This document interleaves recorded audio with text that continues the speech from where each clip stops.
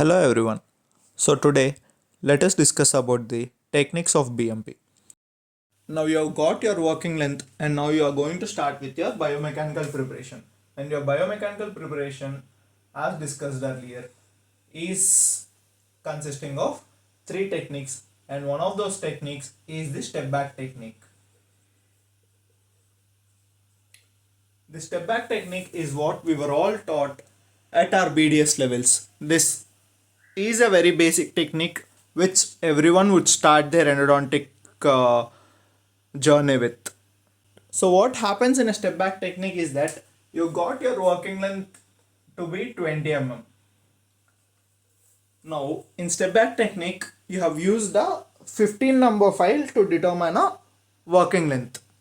Now your working length with a 15 number file was 20 mm. Now you increase 3 files from your 15 number to get your master apical file size, which is your 15, and then you increase 3, 20, 25 and 30. Now 30 is your master apical file. Now after this master apical file has reached that working length of 20 mm, now you decrease 1 mm from the working length, which is 19 mm. You prepared your master apical size till your 20 mm.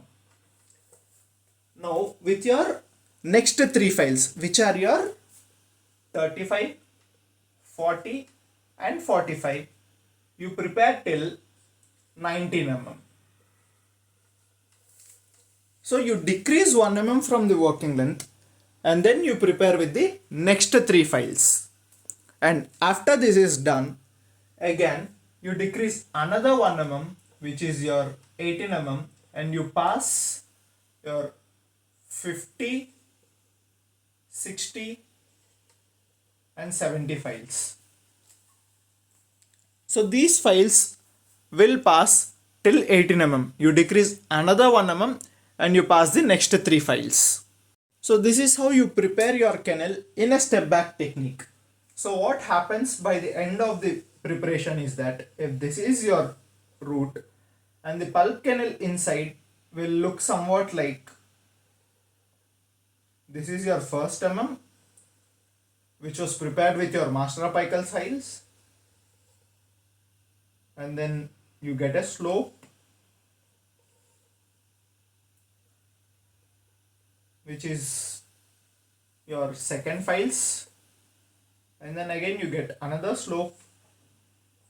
This is how your canal will look like in the end of your step back technique. And these steps will again be redefined in the end with the recapitulation.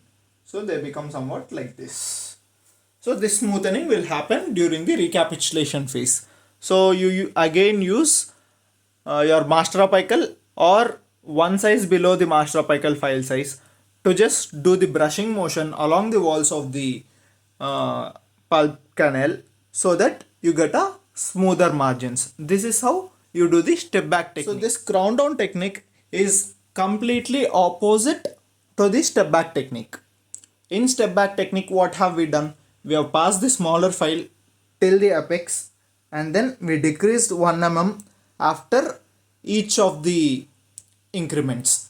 But in crown down technique, we follow the reverse pattern. We first prepare the coronal third and then the middle third, and then we come down to the apical third.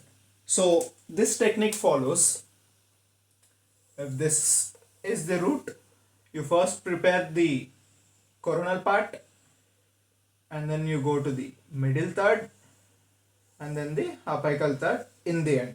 This is how the crown down technique will go. So what advantage that this does this crown down technique have is that because this coronal part has already been engaged, so whatever debris is being collected in this area, that is being very easily flushed out with your irrigation. And also there is no excess pressure at this area. The file will pass very freely to the other part, the very freely to the apical parts. So there's very less fatigue on the file. So there are very less fracture of the files that is happening.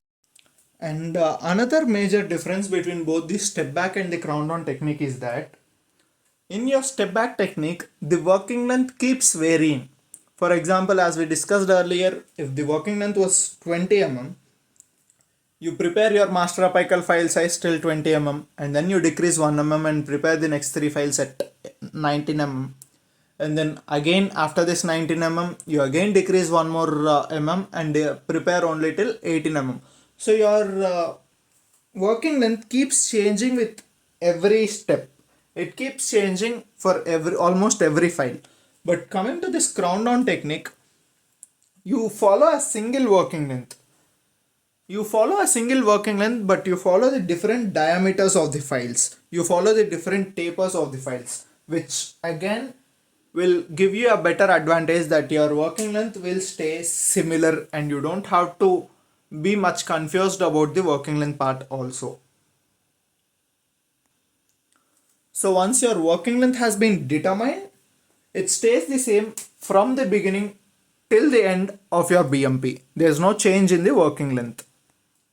And the final one, which is the balanced force technique.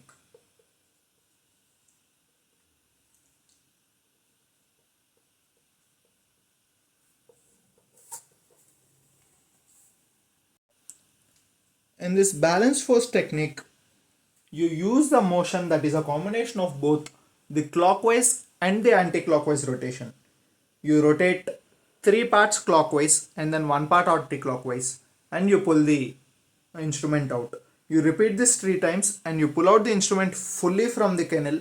You clear out the debris and again repeat this same procedure. So this is what a balanced force technique is. So in balanced force technique, it's not the combination of a single clockwise or an anti-clockwise motion or not even the pecking motion. It's the combination of both clockwise and anti-clockwise motions. So the actual cutting of the dentin, actual debridement does not happen in your clockwise rotations, in your forward rotations. It happens in the anti-clockwise rotation. The actual cutting of dentin and debridement will happen in the anti-clockwise motion, in the reverse motion. So if you have to compare the balanced force technique and the crown down technique with the modern endodontics or the rotary techniques, the balanced force can be compared with the reciprocating motion.